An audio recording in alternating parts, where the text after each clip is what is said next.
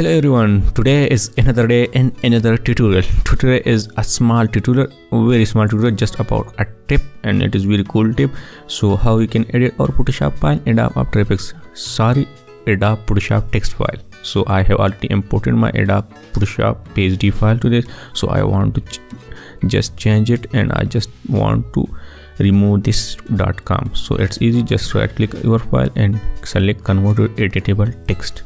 And now select this tool and just click here, and you can easily remove the text you want. So it's now editable text you have, and you can anytime change your text. So this is very cool tip, Tutor, and you can type anything you want. So this is very cool tip, so I want to share with you. So I hope this tutorial help you.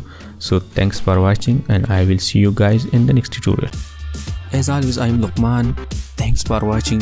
Please like, share and subscribe, and I will catch you guys next time.